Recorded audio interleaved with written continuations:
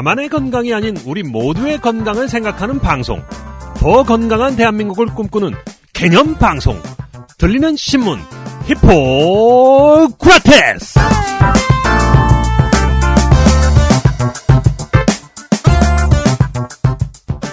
더 이상의 꽃샘 추위는 없었으면 좋겠습니다. 안녕하세요. 추워. 정려회사 편집 주간 박쌤 박재영입니다. 안녕하세요. 법무법인 세승 변호사 김변 김선욱입니다. 아유, 엊그저께 진짜 추웠습니다. 네. 꽁꽁 얼었어요. 네.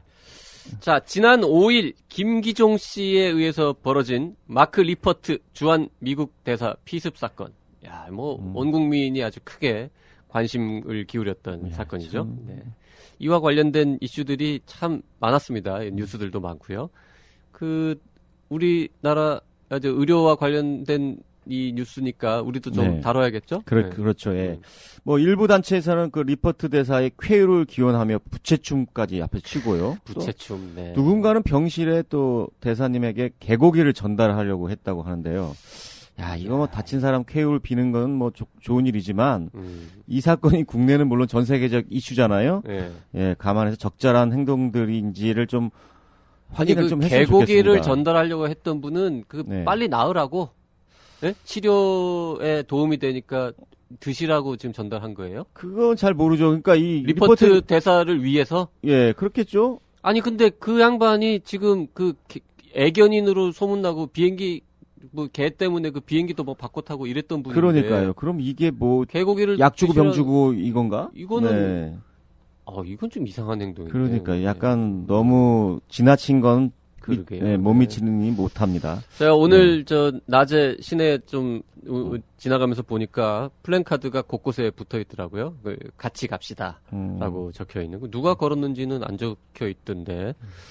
어쨌든 큰 부작용이나 후유증 없이 빨리 퇴원하게 되셔서 다행이고요. 앞으로도 완전히 회복되시기를 빌겠습니다. 오늘 히구라에서도 리퍼트 대사 피습 관련 소식을 조금 기존 언론과는 다른 관점에서 전해드리도록 하겠습니다. 그리고 오늘 특별히 초대 손님 있죠? 그렇죠. 오늘은 호스피스.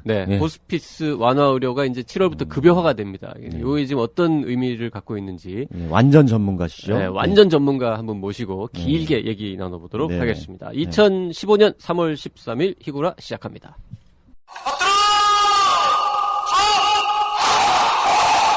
꽃보다 할배, 꽃보다 누나, 꽃보다 청춘에 이어 드디어 나왔다. 꽃보다 군인.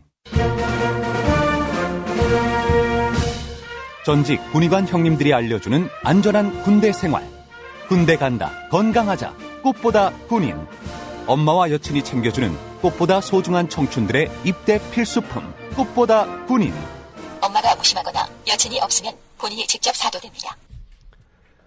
자, 초대 손님 만나보기 전에 뉴스 브리핑 먼저 짧게 하겠습니다. 곽성순 기자 오늘도 나와 있습니다. 네, 안녕하세요. 곽성순 기자입니다. 예, 마크 리퍼트 미국 대사를 흉기로 습격한 김기종 씨가 사건 당일 골절된 오른쪽 발목 수술을 마친 가운데 수술비를 누가 지불할지 관심이 집중되었다는데요. 참. 김 씨가 수술비를 내지 않을 수도 있다는 소식이 있네요. 이게 이제 근데 이 선장님 그거랑 좀 비슷하게 넘어가는 것 같아요. 뼈는 왜 부러진 거예요? 근데 덮치고 이렇게 하는 과정에서? 예, 제가 알기로는 검거 과정에서 약간 좀 부상이 있지 않았나 싶은데요. 저희가 의료계 전문지다 보니까 이런 쪽으로 이제 이슈를 해가지고 쓸데없어 보이기도 하는데 굉장히 인기가 좋았습니다. 누가 내요? 김 씨 수술비는? 제가 좀 기사를 좀 전달을 해드리면. 일단 이제 경찰에 따르면 지난 10일 오후에 이제 경찰병원에서 수술을 받았어요. 복숭아뼈가 골절이 됐는데 그걸 고정하는 핀을 박는 수술을 이제 받았는데 의료계는 요 치료비가 얼마쯤 나올 거냐 저희가 이제 거기서 알려주진 않으니까 구체적으로 저희가 이제 여기저기 이제 수소문해서 알아봤는데 일단 수술 당일 묵은 경찰병원에 1인실 하루 병실료가 한 14만 원 정도 된답니다. 1인실에 계실 수밖에 없을 것 같긴 합니다. 다른 환자랑 같이. 그렇죠. 범죄자인데. 그리고 이제 나머지 4일간은 2인실을 이용하셨다고 그래요. 아, 그래요? 거기는 환자가 혼자 쓸 수도 있으니까. 파트너는 누구예요? 경찰? 뭐 옆에는 경찰이 있었을 수도 있고 뭐 네. 2인실이 썼는데 거기는 이제 75,000원 정도 돼서 병실료가 입원비가 이제 한 44만 원 정도 나왔고 네. 실제 수술 처치하는데 들어간 돈이 한 150만 원 정도 돼서 합치면 한 200만 원 정도 수술비가 나왔다. 이렇게 이제 저희가 취재 결과 그럴 것 같다. 이렇게 좀 나와 이게 있는 지금 상태입니다. 저기 본인 부담금 보험 급여가 되나요, 이게? 그 내용이 이제 뒤에 조금 제가 이제 말씀드릴 내용인데요. 네네. 근데 이제 무료라는 얘기가 나오고 있어요. 이제 김 씨가 돈을 안 낼 수도 있다 이런 얘기가 나오는데. 왜 그래요? 경찰 측에서 이제 발표하기로는 아직 이 치료비를 누가 내야 되는지 지불 주체가 결정되지 않았다 이제 이런 입장을 밝히고 있는 상태인데요. 보니까 김 씨가 기초생활수급자로서 이제 의료급여 환자인 거예요. 거기다 이제 구속된 상태이기도 하기 때문에 지불 주체가 굉장히 애매해진 상황인데요. 일단 보면 그 의료급여 환자의 경우는 법정 본인 부담금을 정부에서 지불해주게 돼 있는 뭐 이런 제도가 있나 봐요. 근데 문제는 김 씨가 이제 범죄자로 판결을 확정받아서 교도소에 들어가면 건강보험 자격이 상실된다고 해요. 가입 자격이. 이때는 정부에서 이제 정산을 한다고 하는데 또 법조계 일각에서는 정부가 이제 김 씨의 치료비를 먼저 낸 후에 김 씨한테 구상권을 청구할 것이다. 이런 의견도 있기는 합니다, 지금. 네. 아니, 뭐 정부로서도 이 양반의 치료비를 세금으로 내주고 싶은 마음이 안 들 거 아니에요, 일단. 그러게요. 예. 근데 뭐 기초생활 수급자이시고 뭐 구속돼서 형을 살고 이러면 뭐 낼 능력이 일단 없을 것 같은데 그럼 뭐 압류하고 뭐 이러나요? 그러면 재산이 있는지 모르겠지만 글쎄요. 그 후에는 이제 저도 이제 그 건에 대해서는 여기 이제 김변께서 계시니까 좀 여쭤보고 싶어서. 그러게 청년의사 답건데요. 신문에다가 네. 한참 인터뷰해줬더니 법조계의 일부는 이렇게 하라고 제일 이런 걸 갖다가 법조계의 일부는 우리 예. 신문에 난 법조계 한 관계자가 김변이었어요. 예, 이거? 저입니다. 예. 왜 이름 일단- 안 썼어요 이번에? 너무 이 관여가 너무 많이 너무 되는 자주 것 같아서 나오니까. 그런가 본데요. 네. 네. 일단 이제 전제 조건이 의료급여 환자면 사람을 찔러도 되나요? 안 되죠. 안 안 되죠. 되죠. 안 되죠. 예, 그리고 이 우리나라의 그 세금이라든지 그 건강보험료가 이 다른 사람을 갖다 막 치고 때리고 뭐 그러는 사람들의 그렇죠. 치료까지 다 감당해주는 그런 제도는 아니잖아요. 네네. 그러니까 이게 원래 건강보험제도라든지 의료급여는 질병, 자연적으로 발생한 어떤 과정에서 발생한 질병이나 네. 이런 데에 대해서 여러 사회 구성원들이 돈을 모아서 이제 그렇죠. 도와주는 거지.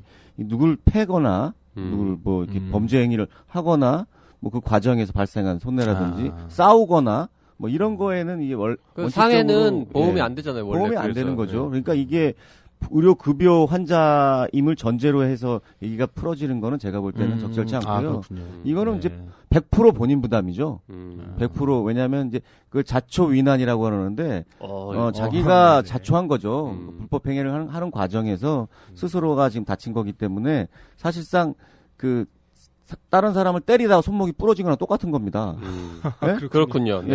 예. 그러네요. 예, 그럼 네. 그걸 갖다 보험으로 다른 사람 우리 전체 국민의 그 소중한 돈을 가지고 치료해 줄 수는 없죠. 그러니까 일단은 뭐 지금 신병이 구속돼 있고 그렇죠, 또 뭐 그렇죠. 모르겠어요. 그 주머니 돈이 있다면 그 돈으로 내야 되겠죠. 만약 그게 없고 이게 어떤 지불할 수 있는 방법이 지금은 없다면은 일단은 국가에서 낸다는 의미가 아니라 일단 치료비는 놔두고 나중에 이분이에 대해서 치료비를 받아야죠. 정산을 해야 되는 겁니다. 사실 이 리퍼트 대사 치료비는 누가 낼 건가? 그것도 이것도 이제 마찬가지죠. 기사가 됐었어요. 저희가 그건- 썼었죠. 그거. 예, 네. 그것도 당연히 김기종 씨가 내야죠. 내야 되는데 네. 일단은 지금 뭐 들어가 있고 낼 능력이 없으니까. 그러니까 그건 현실적인 문제고요. 법률적으로 보면은 네. 그러니까 당연히- 법률적으로는 네. 당연히 김기종 씨가 책임이 있는데 책임져요. 현실적으로 퇴원하는 날 돈 계산은 어떻게 할 거냐라는 걸 가지고 이제 우리가 네. 궁금하잖아요. 그래서 이제 취재를 그런데 해봤던 그런 거죠. 것들 때문에 아마 공단에서 일단은 그 부분에 대해서 정리를 해줄 것 같고요.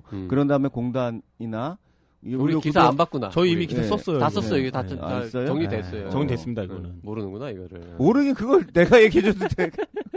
네. 대사가 나고 네. 대사가 반반씩 내기로 그러니까 결정됐죠? 최종 아, 네. 그래요? 네. 네. 그러니까 처음에 원래는 누가 낼지가 지금 애매한 상황인 거예요. 그거는 그냥 현실적으로 네. 어떻게 보면은 한 거고요. 음. 법률적으로 보면은 대사관하고 대사관 낼 이유가 없죠. 그렇죠, 그렇죠. 그렇죠. 그러니까 그래서 그러면 나중에 김기종한테 받으세요 이러고 대사가 병원비 안 내고 그냥 그렇지. 퇴원하는 것도 이상하잖아 모양새가 안 현실적으로 좋죠. 모양이 이상하잖아요. 예. 그래갖고는 이제 우리가 그건 여기저기 물어봤어요. 예교적이고 또 어떤 게 물어봤더니 관련된 문제죠. 물어봤더니 네. 일단 그나마 다행이었던 건 세브란스 병원하고 미국 대사관이 지난 2005년에 네. 벌써 10년 전에 진료 협약을 체결한 게 있어요.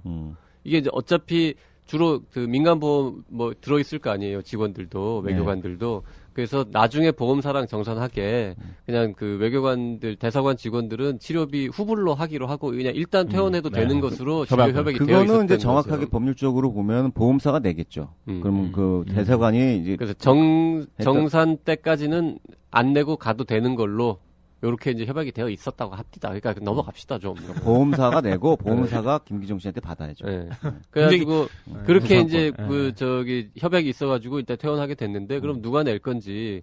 근데 이제 뭐 건강보험에 가입 건강보험의 대상이 아니잖아요. 일단 그렇죠. 상해 네. 환자니까. 그렇죠. 그리고 대사는 건강보험에 가입도 안 했더라고요. 그렇겠죠. 하려면 할 수 있잖아요. 근데 할수 아마 있죠. 네. 하게 되면 이 정보나 뭐 이런 것들이 다 또 이제 줘야죠. 되니까 그렇구나. 아마도 맞아요. 일부러 이제 자격은 있지만 가입을 안 하신 것 같고 그래가지고 이제 건강보험 혜택이 없고 그래가지고 이제 누가 낼 거냐 했을 때 뭐 법무부가 낼 건지 외교부가 낼 건지 무슨 복지부가 낼 건지 다 모르잖아요. 그래갖고는 처음에는 저희 기자가 쭉 전화를 했더니 법무부에서도 모르겠는데요. 그리고 복지부도 저희 거는 아닌 것 같습니다. 그리고 뭐 외교부도 글쎄요 이러고 있고 심지어 대사관에도 우리가 전화를 걸어봤는데 대사관에서도 글쎄요 아직 누가 낼지 고민해 한국 정부에서 아무 얘기 없던데요. 뭐 이러고 이제 있었던 거죠. 그래서 기사를 썼는데 그 다음 날 바로 대사관에서 입장 정리를 했습니다. 네. 일단 대사관하고 대사 개인하고가 반반씩 해서 일단 지불하고 나중에 보험사랑 정산은 우리가 알아서 하겠다. 이런 분위기로. 근데 이제 그 와중에 재밌는 건 시민들이 우리가 내겠다. 내가 대신 내주마 이러면서 또 막 모금 활동이 일어나고 네. 했었다는 거죠. 네. 자, 어찌됐든 간에 그 타인한테 그런 식으로 하면 안 됩니다. 그러게요. 아니 근데 김기종 씨한테 굉장히 화가 많이 나신 것 같아요 우리 김병께서. 아, 그거는 안 좋죠. 이거 온 국민이 다 화가 났죠. 어처구니가 없어. 화가 지금. 나라 망신이고 솔직히 그렇죠. 쉽게 얘기해서 나라 망신이고 하여튼- 창피하잖아요. 하여튼 솔직히. 창피합니다. 예. 네. 김기종 씨가 전체 국민들을 창피하게 만들었다. 이렇게. 그러니까요. 물론 일부는 잘했다라고 하는 사람도 있더라고요. 네. 그러시면 안 되죠. 야, 근데 뭐 그러시면 그런 식으로 해서 잘했다고 소리 듣는 거는 그럼요. 지금 예. 너무 야만적인 거고요. 그런 사람은 한 뭐 5천만 명 중에서 한 50명 뭐 이렇게 있을 거예요. 50명. 네, 그 많은 것 정도밖에 같은데요 50명도. 예. 한 2, 30명 뭐 그 네. 정도 있겠죠. 뭐. 어디나 좀 이상한 사람들이 있으니까요. 네. 그렇습니다. 네. 자, 자, 주제를 하여튼, 넘깁시다. 네, 리퍼트 대사의 이 얼굴에 흉터가 안 남기를 기원하면서 아 정말 네. 기원드립니다. 다음 네. 뉴스 가죠. 뭐. 네. 다음 뉴스는 이 뭡니까 이게 지금 건강보험공단이 뭐 이렇게 집을 많이 지어요? 이게 뭔 소리입니까 네, 이게? 그렇습니다. 네. 그 향후 6년간 35개 지사 지방에 있는 데다가 이제 4억을 짓겠다 이런 발표를 했는데요. 35개요? 네, 35개입니다. 네. 35개. 일단 좀 설명을 드리자면 이게 뭐 국내 경기 건설 경기 부양하려고 그러시는 건가요? 그러게. 아니 무슨 4억을 35개나 한꺼번에 지어요? 아니 이거 이명박 정부도 아니고 무슨 이렇게 건설 경기를 부양시키시려고 그러시죠. 네. 굉장히 뭐 그러신 것 같습니다. 일단 말씀 좀 드리면 지난 10일 공단의 그 4억 신축 중장기 계획에 따르면요. 도농 복합 및 중소도시 지사를 우선적으로 해서 총 2단계에 걸쳐 4억을 신축할 계획이다. 이렇게 이제 발표를 했는데요. 내용이 있어요. 4억을 신축하겠다는 이유가 뭐냐면 이 지사들 중에 사무실 환경이 굉장히 열악한 곳이 많고 딱히 이제 다른 데로 좀 옮기려고 그래도 이전할 곳이 여의치가 않아서 4억을 설립할 수밖에 없다. 이게 이제 공단의 입장인데요. 그래서 이제 공단 경영지원실에 시설관리부 관계자 멘트를 좀 저희가 들어봤는데 이분이 뭐라 그랬냐면 전국 지사들 중에는 민원 업무를 보기도 어려울 정도로 환경이 열악한 곳이 있다. 장례식장 건물이거나 화장실이 남녀 구분이 없고 노래방 등 유흥업소가 있는 건물을 임대해 사용하다 보니 민원 또한 많은 편이라고 이제 설명을 하기도 했습니다. 이런 이유 때문에 다른 데로 좀 옮기려고 해도 옮길 데가 없으니까 아예 그냥 우리가 짓자. 이렇게 해서 이제 좀 짓겠다. 이런 중장기 계획을 발표한 거죠. 야, 사무실 환경이 열악한데 이전할 곳도 마땅치 않으니까 그냥 우리가 건물을 지어버리겠다. 지어버리겠다. 이렇게. 이게 보통 일반적인 기업이나 뭐 다른 기관에서는 쉽게 하지 않는 생각의 프로세스인 것 같은데요. 정말 돈이 많나 봐요. 만지는 돈의 단위가 커서 그런지. 아니 그러면 구체적으로 정말로 이렇게 빈 땅에다가 빌딩을 이렇게 세우는 거예요? 그러면 어떻게 되는 거예요? 일단 막 구체적으로 이제 사안이다 보니까 이게 이제 이 공단이 막 구체적으로 사업비가 얼마고 뭐 이런 것들을 막 크게 다 세세하게 공개하지는 않았는데 네. 일단 나온 자료들을 좀 보면 1단계로 이제 도농복합 및 중소도시 지사 신축 안에 따라서요. 2019년까지 총 35개소 지사를 신축할 계획인데요. 이에 따르면 이제 지난해부터 시작이 이미 됐는데 7곡 지사를 비롯한 뭐 예천 출장소, 제주, 그다음에 이제 해남, 진도 등 총 8개 지사 사업 공사가 이미 진행 중입니다. 이미 진행이 중이고요. 올해도 세종, 무안, 신안, 순천, 곡성, 논산, 김포지사하고 서천, 출장소 등 총 6개 지사가 공사에 들어갈 예정입니다. 그리고 내년에는 시흥, 영광, 한평, 홍성, 공, 보성 등 6개 지사, 그 이듬해에는 이제 창원, 진해, 여수, 삼청 등 6개 지소, 18년에는 오산, 울주 등 5개 지사가 사옥을 신축할 예정입니다. 또 있습니다. 2019년에는 밀양, 창녕, 그다음 경산, 청도, 통영, 고성 등 5개 지사까지 더 설립되면 6년간 총 35개 지사의 사옥이 설립된다는 게 공단의 설명입니다. 아니, 그러니까 1단계 도농복합 및 중소도시 지사 신축 아니면 2단계도 있다는 거 아니에요? 그러면? 2단계도 네. 있습니다. 2단계부터는 이제 장기적인 계획인데요. 요건 이제 2019년도부터 2단계는 수도권 위성도시 신축 계획에 들어갈 예정인데요. 제가 이제 1단계로 설명드린 것은 좀 먼데, 도농복합 뭐 이런 데고, 2단계는 수도권 위성, 요 근처에 짓겠다는 건데, 그거 좀 보면, 인구 50만 명 이하인 수도권 위성도시, 이제, 설명 좀 드리면, 뭐, 광명, 평택, 과천, 군포, 하남, 파주, 경기 광주, 포천, 양주, 구리 등 12개의 지사의 건물도 이제 새로 짓는다는 계획입니다. 이 같은 중장기 계획까지 이제 다 마무리되면, 공단이 지금 현재 전체 지사가 전국에 178개 정도 있는데요. 이 중 61.5%인 147개소가 자체 사옥을 갖게 되는 겁니다.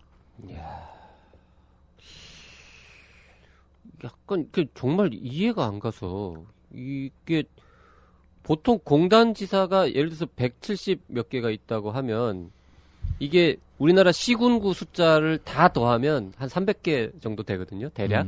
그런가요? 네. 네. 서울특별시에 있는 구, 네. 시군구 다 합치면 한 300개 조금 넘는 것으로 기억하는데, 거의 그러면 뭐, 1개 아니면 2개의 시군구마다 하나씩 있다는 뜻이걸랑. 그렇게 되겠네요. 예. 그거를, 그러면 그 사무실에 이 인원도 별로 몇 명 안 될 것 같고. 그래서 제가 이걸 작을 것 같은데 뭘 건물까지 아니요, 지어요? 이걸 그래서 취재한 기자한테, 공단 출입하는 기자한테 제가 물어봤어요. 궁금하잖아요. 야, 이게 각 지사에 그러면 몇 명씩 몇 일하느냐. 명씩이나 이게 하기 때문에 건물을 지어야 되냐 그랬는데 공단에서 그 자료를 공개를 안 한대요. 지사에 몇 명이 근무하는지를 공개를 안 한다는 거예요. 그러니까 이게 진짜 많아서 아니, 최소한 그런 건지. 전체 지사에 근무하는 인력 총수는 있을 거 아니야. 그거를 180으로 나눠보면 되잖아, 대략. 평균치는. 그리고 그거를 공개를 했는지 안 했는지는 제가 모르겠는데. 네. 아니 근데 아무리 생각을 해봐도 네. 저희 청년회사 같은 경우도 지금 직원이 30명 좀 넘는 경우인데 그러니까. 한층 정도 하면 그렇죠. 네. 다 지금 우리 실평수 100평도 안 되거든요. 여기. 근무하잖아요. 근데 도대체 지사에 몇 명이 말하는 근무하기에. 평수로 100 몇 평이고요. 실평수로는 한 80평 되는데 우리 30여 명이 바글바글 일하고 있는데 건물 안 지어도 되는데. 아니 도대체 몇 명의 지사에 근무하는 인원들이 그거 한번 우리 있을까? 재봅시다. 우리 본사 말고 지사에 근무하는 건강보험공단 총 직원 수는 확실히 이건 어디 진짜, 나와 있을 거라고. 좀 알아보고 싶어요. 그거를 네. 178개로 나눠가지고요. 한 개 지사당 인원수 확인해가지고 우리 다음 주에 그 얘기합시다. 이 뭐 하여튼 공사 이런 데 있잖아. 뭐 LH 공사 뭐 그렇죠, 이런 데 그렇죠. 보면은요. 지방에 가면은 의리의리한 그 자기 건물 져놓고 실질적으로 활용 거의 안 하죠. 그 못 텅텅 하고 비어 있고. 있고 예. 뭐 제가 대구 가서도 봤었는데 그 대구 택시 운전사가 그러시더라고요. 음. 저 왜 있는지 모르겠다고. 실제로 저희 이제 작년 가을에 썼던 저희가 기사 한번 썼었습니다. 네. 보면요. 하나, 일부만 지금 읽어드리면, 논산지사 계룡 출장소라고 있어요. 이건 지사도 아니고 지사 중에 또 출장소야. 더 작은 거. 여기에는 업무시설 면적이요. 666제곱미터. 근데 근무 인원은 6명. 그래서 한 명의 업무 면적이 110제곱미터. 한 30몇 평 되는 거잖아요. 이 보건복지부 장관 집무실이 79제곱미터래. 장관 집무실은 79제곱미터인데 논산지사 계룡 출장소 직원 1인당 집무 공간은 110제곱미터라는 거죠. 자꾸 아까도 그 과하면 안 된다고 그랬는데 공단에서 너무 과하게 가시는 건 아닌가 모르겠습니다. 지금 뭐 잘 모르겠지만 이 각 공단 지사의 직원들이 다 이 복지부 장관만큼 넓은 공간들을 다 쓰겠다는 계획은 혹시 아닌지 좀 더 확인이 필요할 것 같습니다. 돈 내기도 잠깐 얼마나 들어요, 진짜. 뭐 구체적으로 나오지는 않았는데 약간 공개가 됐어요. 공단의 연도별 사업 관리 예산 및 결산 자료라는 게 있는데요. 거기에 따르면 이제 본사 지사 포함해서 사업 관리 및 본부 지방 이전에 들어가는 예산은 지난해 1,568억 4,600만 원이었는데요. 이는 그 전년도에 899억 6,300만 원에 비해서 668억 원이 늘어난 것이고요. 이는 2009년, 그러니까 2009년 훨씬 전 사업관리 결산액이 그때는 513억 8,500만 원이었는데 이에 비하면 연평균 25%씩 증가. 어마어마하네요. 25%. 연평균. 지금 우리가 후반에 그 말씀드리려는 호스피스 그거 조금 올리는 거 그거 그냥 그거 가지고 그러니까요. 엄청나게 하고 간병비가 뭐 어쩌고 저쩌고 그 얘기하고 있는데 사실 그런데 쓸 돈이 그럴 수도 있죠. 공단이니까. 지금 이거 관리비로 나간다. 우리 저번에 언제 그 방송에서도 얘기했나요? 기사만 썼나 모르겠는데 원주로 이제 이사 가잖아요. 올해 연말에. 네. 그 이사 비용도 우리 건강보험료 우리가 낸 거에서 다 충당된다니까. 그렇죠. 그러니까 그 법에 의해서 설립된 기관이기 때문에 맞아요. 거기에 쓰이는 필요 경비는 당연히 내는 건 맞는데 아니 관리를 맞는데 잘 해야죠. 법으로는 맞는데 이제 기분은 좀 나쁘다 뭐 이런 얘기. 그리고 지사를 막 이렇게 30몇 개 뭐 짓는다 그러니까 그 지사를 지어가지고 그럼 임대업 하나 그러면? 그걸 모르겠어요. 그래서 저도 이제 이 기사를 취재한 기자가 제 후배 기자인데 좀 더 구체적으로 좀 알아봐라. 이게 아무튼 상식적으로 한 층이면 충분할 것 같은데 건물을 올린다는 뜻은 뭔가 장사를 하겠다는 거 아니냐. 그래서 이게 어떤 문제가 생기냐면 또 그 안에서 무슨 관리를 하고 누구 임대 주고 또 이게 이권 개입이 돼서 또 그걸로 인해서 다치시는 분도 많고 그러니까. 부설수가 많기 때문에 제가 볼 땐 놀리는 경우들이 많을 것 같습니다. 지어놓고 아예. 놀려도 문제고. 놀려도 문제고. 놀려도 문제고. 임대업을 해도 문제고. 임대업을 해도 좀 이상한 거고. 그 다음에 거기 뭐 공단 지사장에 아는 사람한테 아주 싼 값에 줘도 문제인 거고. 뭐 다 문제인 거예요. 그리고 대개 이런 공사들이 짓는 건물들이 소재한 위치가요. 그렇게 접근성이 좋은 데도 또 아닐 수가 있어요. 왜냐하면 너무 비싼 데를 또 얻을 수도 없기 때문에. 그러면 건물만 멋있고 주인은 아무것도 없는 거야. 그러니까 들어올 사람도 없는 거죠. 그럼 탁구대가 제일 좋잖아요. 놓기. 많은 공간 차지하고 널찍널찍하게. 탁구장으로 바뀔 수도 있고 이러면 안 됩니다. 진짜. 뭐 지사마다 막 탁구단을 만들어. 우리나라 생활체육 활성화 뭐 이런 거. 그래서 생활체육을 활성화시켜서 질병 예방을 지역 주민들을 글로 불러가지고 이렇게 탁구를 무료로 치게 하고 뭐 이런 건강 증진 사업을 하려고 그런 거 아닐까? 탁구장이 지하에 있잖아요. 근데 이제 이렇게 되면 지상에 뷰 좋은데 공기 소통도 잘 되고 이렇게 되면 안 될 것 같은데 그러진 않겠죠. 아니 진짜 공단 170 몇 개 지사에서 예를 들어서 정말로 이런 뭐 헬스클럽 무료 혹은 아주 염가의 헬스클럽이나 뭐 탁구장이나 이런 거를 지어서 지역 주민들이 활용하고 건강해진다면 차라리 내 이해하겠다는 거예요. 그렇죠. 근데 왜 지역 주민들 말고 왜 장관실보다 넓은 공간을 자꾸 쓰겠다고 하냐 이거지. 응? 아무튼 굉장히 미스테리한. 좀 더 알아보고요. 우리 이렇게 막 세게 얘기하면 혹시 사실과 다른 내용이 있으면 또 이제 뭐 언론중재위원회나 저는 근데 뭐 시비 걸지 모르니까 나중에 좀 더 확인해 보자고요. 건축 업자들하고 또 뒤에 무슨 비리가 있다는 등 이런 걸로 또 수사받고 또 몇 명 구속되고 또 그럴까봐 걱정입니다. 사실은. 그럴까봐. 까봐죠 이거. 까봐. 그렇다는 것이 이런 아니라. 것들 보면은 이해관계자들이 있거든요. 이런 일을 추진을 할 때 있어서 없을 수가 없을 것 같긴 해요. 그러게요. 그리고 김변 저거 봤어요? 원주로 이사가는 그 건강보험공단 짓고 있는 건물 네. 그 그림 본 적 있어요? 못 봤는데요. 한번 찾아봐봐 네이버에서 죽여요. 아니 뭐 좋게 해서 진짜 좋아. 아니 좋은 게 나쁜 게 아니잖아요. 그리고 원주에 네. 사시는 분한테 한번 들었는데 건물이 꽤 많이 올라갔대요. 네. 정말 깜짝 놀랐다는 게 저 거룩한 건물은 도대체 뭐냐. 알고 봤더니 그게 건강보험공단 건물이라는 거죠. 그래서 저는 이제 그림만 봤는데 그림을 딱 보면 그 조감도를 보여주고 이 지나가는 사람한테 딱 붙잡고요. 이거는 무슨 용도의 건물일 것 같습니까라고 만약에 물어보죠. 그러면 다 뭐라 그러냐면 리츠칼튼 호텔. 뭐 이런 느낌으로 딱 그랜드 하이아트 이렇게 얘기할 거라니까. 진짜 폼나게 지어요. 아니 이제 건강보험공단이 국민들을 위해서 좋은 일을 많이 하시는 건 충분히 다 알고 있고, 근데 그걸 너무 좀 다 절약하자는 의미잖아요. 사실 공단에서 의료. 그럼 원래 해야 되는 그러면 뭐 일이, 본인들도 그런 부분에 있어서는 괜히 열심히 일하고 욕 먹지 않도록 좀 자제하는 겸양의 미가 좀 필요할 것 같습니다. 네. 겸양의 덕. 또 다음 주에도 또 건강보험공단에서 또 항의 전화 오겠다. 네. 이렇게 얘기해가지고. 네. 그러니까 그런 걸 왜 자꾸 그렇게 자초하시는지 모르겠어요. 네. 아니 근데 뭐 꼭 진짜 필요하실 수도 있으니까. 그러니까요. 아니 그러니까 얘기를 좀 해달라고요. 진짜. 아니, 그러니까 가봤는데 지사가 왜 그렇게 필요한지를 취재에 응해달라는 좀 거죠. 선진국일수록요. 이렇게 그런 공공사업 하시는 분들이 건물 외관 이렇게 멋있게 안 짓습니다. 괜히 욕먹기 때문에 있는 듯 그렇죠. 없는 듯. 네. 그러게요. 네. 네. 그게 보기 좋게 만드는 게 꼭 좋은 거 아니에요. 네. 그럴 수도 있을 것 같습니다. 네.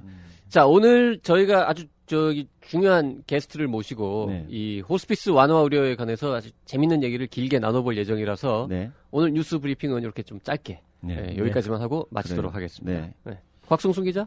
네.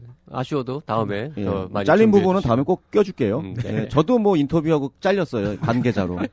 법조계 한 관계자는. 네. 잠시 쉬었다가 이슈 내망현 진행하겠습니다. 네, 감사합니다. 네, 감사합니다. UCLA 헬스 시스템 이야기. UCLA를 세계 최고의 의료기관으로 만든 5가지 경영 원칙을 소개하는 책. 세계적인 베스트셀러 스타벅스 사람들의 저자 조셉 미첼리가 모든 병원들의 부러움을 받고 있는 UCLA 헬스 시스템의 혁신적인 고객 경험 전략을 분석한다. 의료 경영 베스트셀러 조셉 미첼리의 UCLA 헬스 시스템 이야기.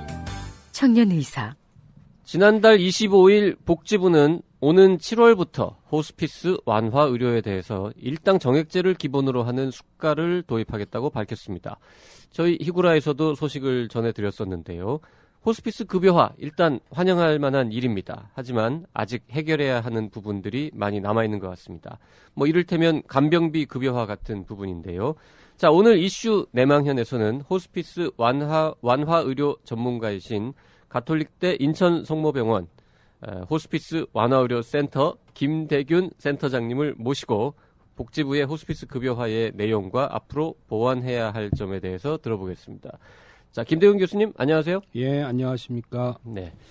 잠깐 소개 먼저 드리면요. 김 교수님은 한양의대 졸업하시고 삼성서울병원에서 가정의학과 전공의 과정을 수료하셨습니다.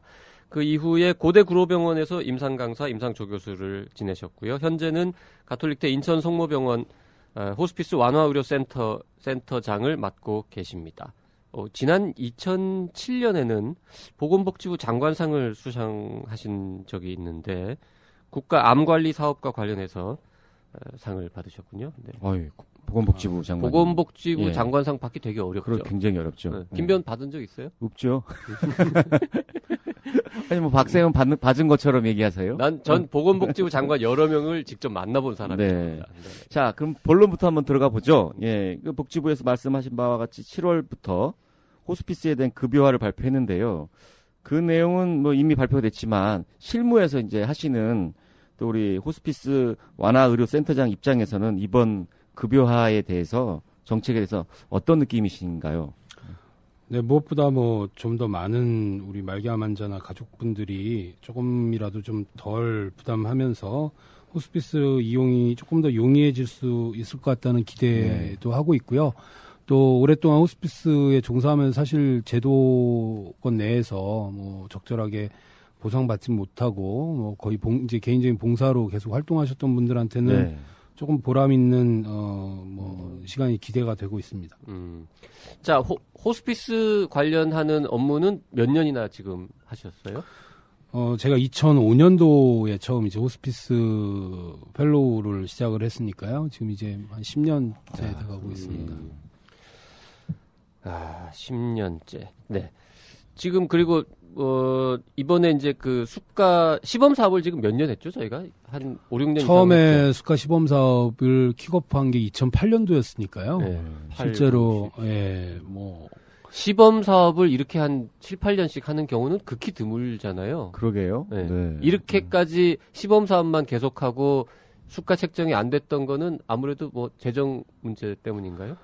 호스피스의 필요성에 대한 공감은 사실은 뭐 2008년도에 이미 이제 어느 정도 형성이 됐으니까 수가에 대한 논의들은 이제 이루어졌었는데요.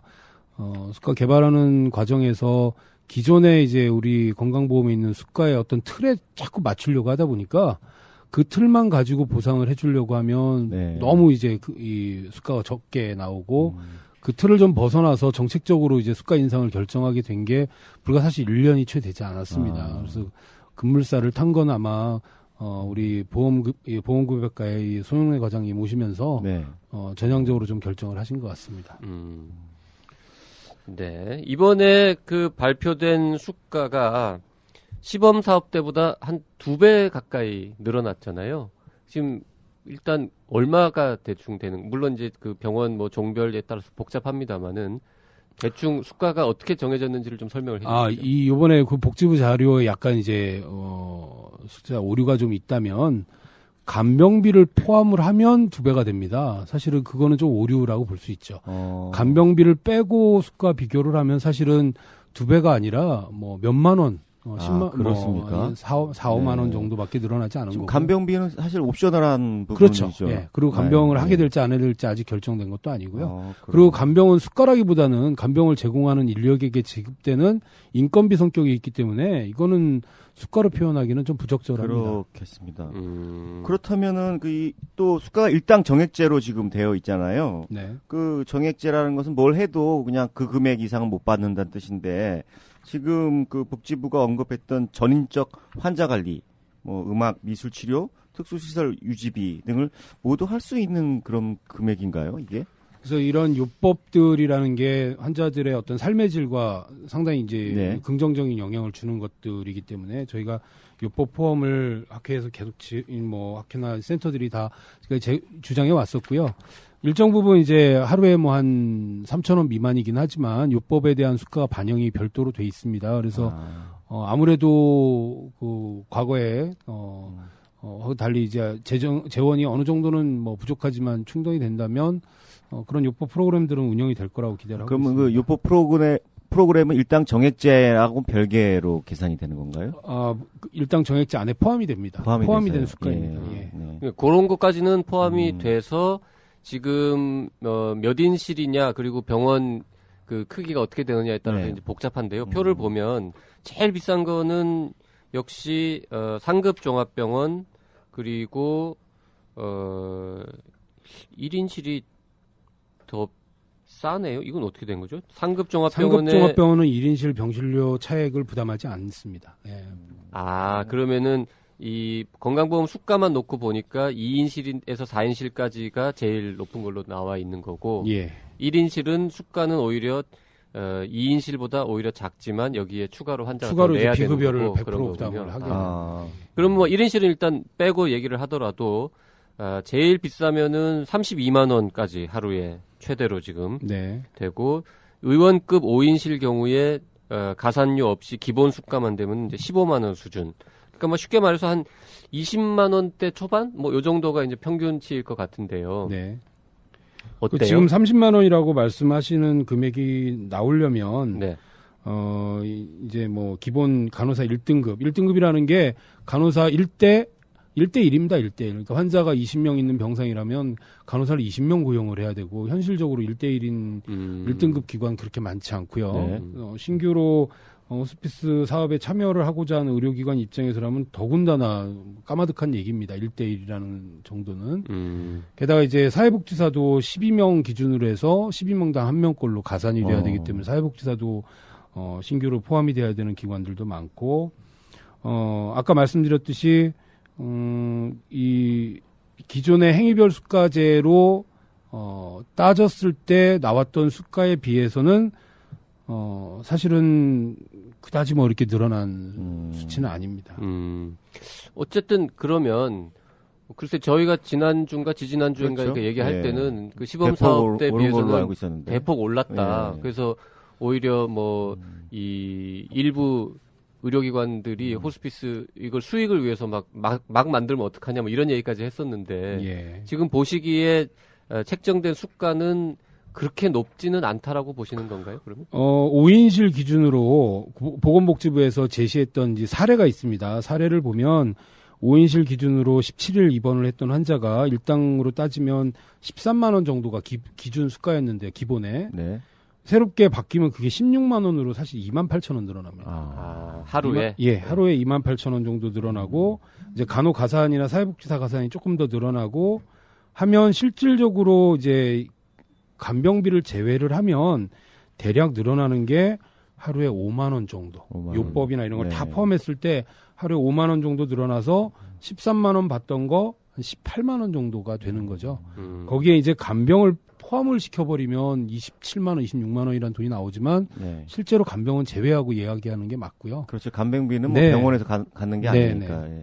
근데 또 간병인을 또 직영을 또 해야 되는 상황인 것 같던데요. 이제 직영은 직영이란 좀 말이 이상하지 좀 않아요? 그런가? 뭐라 그래? 직접 직접 고용. 고용을 예, 해야 예, 되죠. 예, 예. 네. 지금은 간병인들의 대부분은 그냥 사적 고용이고요. 네, 그건. 네. 네, 아, 사적 고용이고 환자 개인이 알아서 이제 고용을 하는 그렇죠. 방식이고 네. 지금 현재 간병을 제공하고 있는 분들은 뭐 간병인이라는 자격증이 있는 게 아니기 때문에 네네. 대부분 이제 중국 동포분들이 현실적으로 거의 90% 이상을 맡고 계세요. 그리고 중국 동포분들 특성상 숙식을 다 보장할 수 있는 24시간 근무를 더 선호하거든요. 예. 근데 이제 우리가 좀 더 이 전문화된 호스피스 특성을 이해하고 네.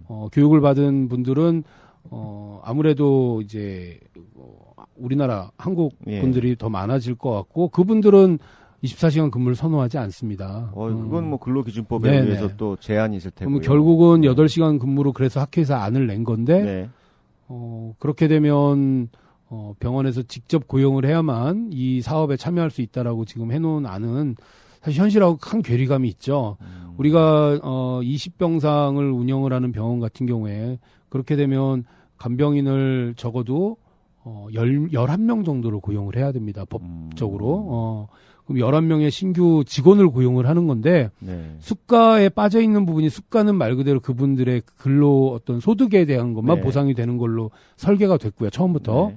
소위 이제 관리 비용이나 어떤 비임금성인 어떤 복지 비용들 그렇죠. 이런 것들을 사대보험이라든지 퇴직금 이런 이런 것들을 것들. 감안하면 뭐 도저히 병원에서는 고용할 수가 없습니다. 그 게다가 20베드가 20병상이 있다고 하면 그 20개의 병상이 다 찼을 때의 기준일까요? 지금 설계한 안은 이제 18병상, 그러니까 80% 정도 찬다는 기준 하에 18이면은 90%인데요. 그럼 16이겠네요. 예. 16이에요. 80으로 저희가 계산했습니다. 80% 찬 걸로 예. 보고. 자, 저희가 지금 너무 초반에 이 돈 얘기를 너무 많이 하는 것 같은데요. 네. 일단 지금 일당 정액제에 웬만한 건 다 포함이 되는데 빠지는 게 몇 개 있습니다. 일단 뭐 처음 접하시는 분들을 위해서 기본 사항들부터 좀 확인을 하고 넘어가겠습니다. 자, 일당 정액제임에도 불구하고 추가로 비용이 산정되는 치료들이 몇 가지 있는데 그게 이제 혈액암 환자에 투여하는 수혈 그리고 말기 콩팥 환자의 기존 투석 치료. 야, 이 기존 투석 치료라는 건 그러니까 원래 투석을 하던 사람이 계속 할 때만 추가가 되는 거고 원래 투석을 안 하던 사람이 신장 기능이 확 나빠졌을 때 투석을 하는 거는 인정해주지 할 수는 있지만 인정해주지 않는다라는 포함되니까. 그런 뜻이죠. 그리고 세 번째는 이제 신경 차단, 파괴술, 뼈 전이 통증 등 완화 목적을 가진 방사선 치료. 요거는 따로 이제 매겨준다는 거고.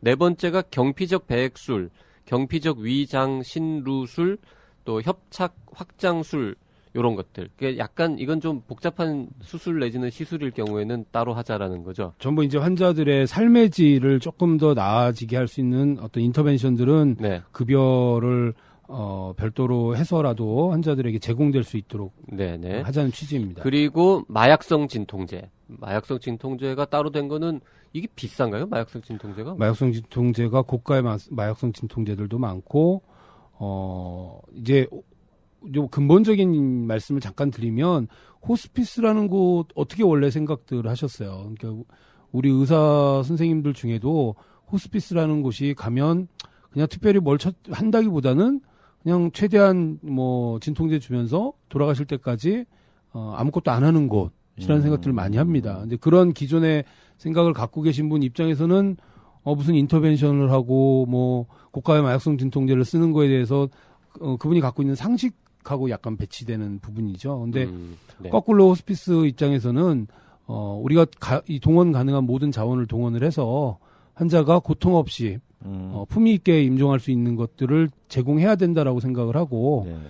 거꾸로 일반 급성기 병상에 있을 때는 황달이 심해지면 우리가 이 PTBD를 시행을 해서 배액을 해서 환자의 뭐 삶의 질도 증진시키고 조금 더 고통 없이 생존할 수 있는 기간을 늘릴 텐데 만약에 이런 거를 행위별 수가가 아니라 일당 정액제로 포함시켜 버리면 일당 정액을 며칠분을 해야만 그 행위별 수가가 되거든요. 네. 그래서 그럼 아무래도 할 수가 하겠죠. 없죠. 네. 그러면 호스피스로 오면 오히려 더 더 고통스럽거나 굳이 하지 않아도 되는 과정을 우리가 겪게 되고 마약성 진통제도 대표적인 마약으로 알고 계신 게 이제 몰핀일 텐데요. 네. 몰핀이 제형이 두 가지가 우리 흔히 사용이 됩니다. 그래서 몰핀 클로라이드 연몰핀하고 몰핀 설페이트 황몰핀이 있는데 가격 차이가 거의 뭐 대여섯 배 차이가 나요. 황몰핀이 더 비싼데 네. 부작용이 훨씬 덜한 걸로 알려져 있습니다. 네. 일반 급성기 병동에서는 다 황몰핀을 쓰는데 호스피스로 오면 어떻게 해야 되죠? 저희가 일당 정액제면 연몰핀. 연몰핀을 써야 되죠. 네. 저희 생각엔 그건 우리가 이 방지할 수만 있으면 방지했으면 하는 역차별이라고 생각을 해요. 이게 다른 이유 때문이 아니고 순전히 경제적인 이유만으로 더 저렴한 약, 효과가 똑같고 부작용도 똑같다면 당연히 그건 뭐 보건적으로 전체적으로 저렴한 약을 쓰는 게 당연히 맞다고 저희들도 생각을 하지만 호스피스로 왔다는 이유로 가장 이제 중요한 통증 조절에 그런 제약을 두는 건 어렵다고 생각을 해서 아예 마약성 진통제는 환자의 통증 조절을 해서 과감하게 쓸 수 있게 하려고 저희가 이제 그거는 빼달라고 요청을 했습니다. 그 마약성 진통제, 그러니까 몰핀은 그렇게 비싸지 않은 약이라고 저는 느끼고 있었는데. 몰핀 설페이트 15ml. 황몰핀은 비싼가 보네요. 예. 황몰핀을 더 선호하죠. 부작용 문제 때문에. 그 부작용이 어떤 게 있나요?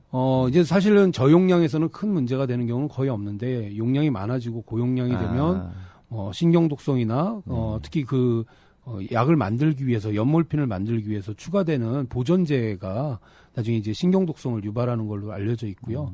그 실제로 미국에서는 연몰핀은 허가가 돼 있지 않습니다.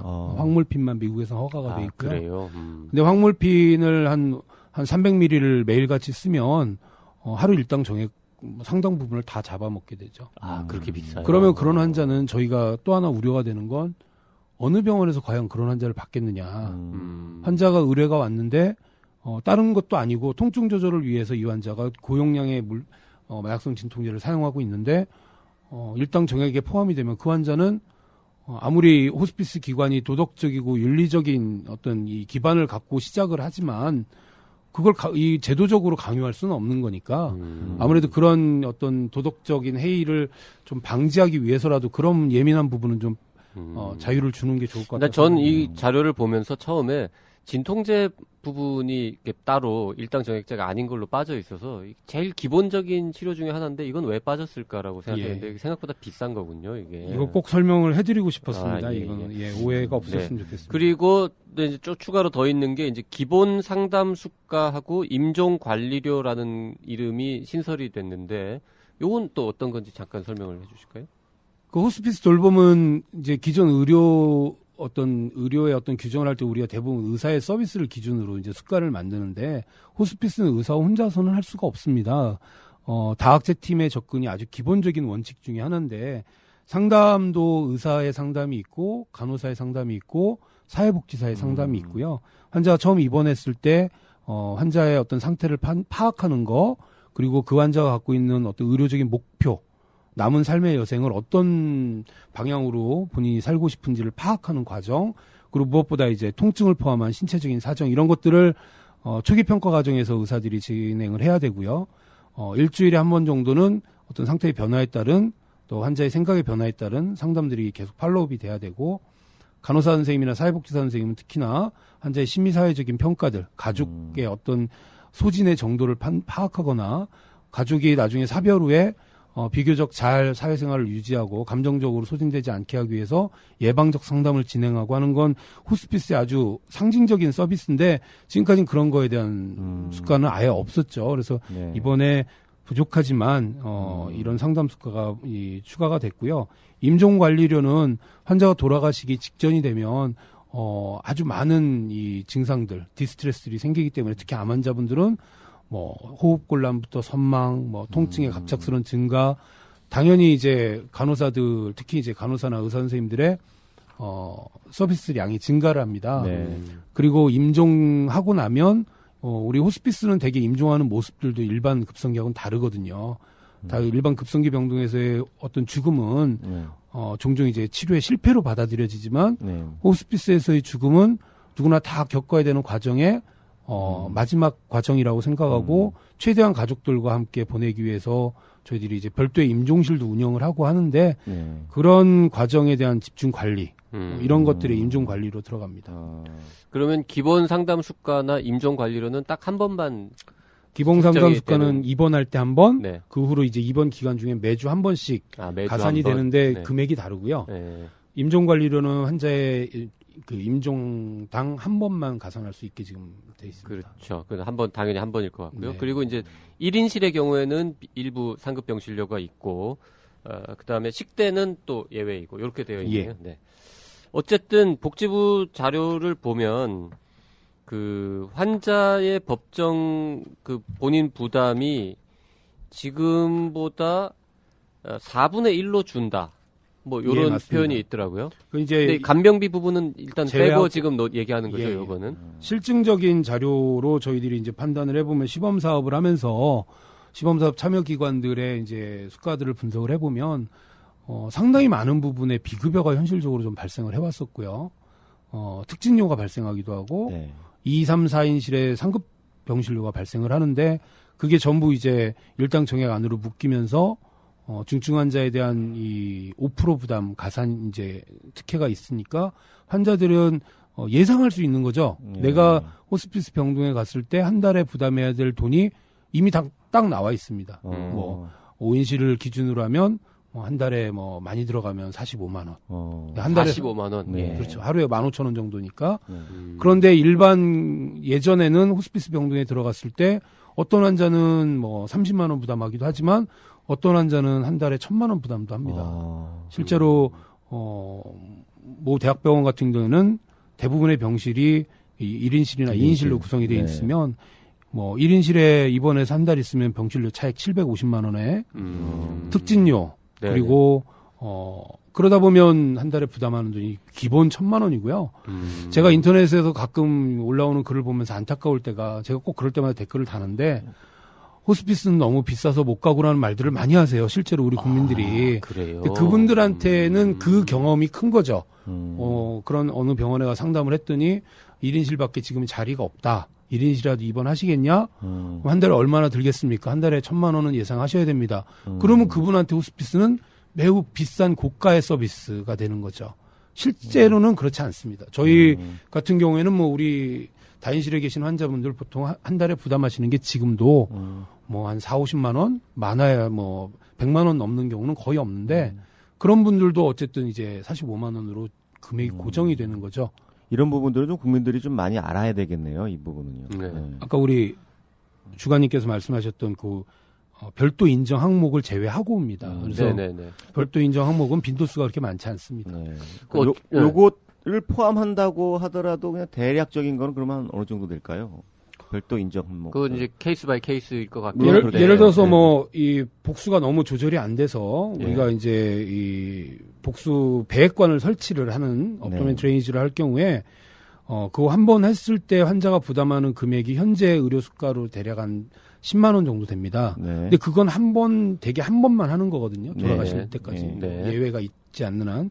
그러면 한 달 중에가 아니라 2달을 입원을 해도 한 번만 하는 거니까 그거는 한 달에 45만 원 내셔야 될 분이 이제 55만 원이 되는 거고요. 그럼 마약성 진통제 비용은 어느 정도나 부담하게 되나요? 수가로 환산했을 때 대략 3만 원 미만이니까요. 네. 5% 부담하시니까 하루에 1,500원 정도 부담하시는 거죠. 부담이 그렇게 많지는 않겠네요. 따로 뺀다고 하더라도 환자들의 부담은 많지 않네요. 평균 값으로 그렇습니다. 예. 그럼 적어도 이번 이 급여화 조치로 인해서 호스피스를 국민들이 비싸서 이용하지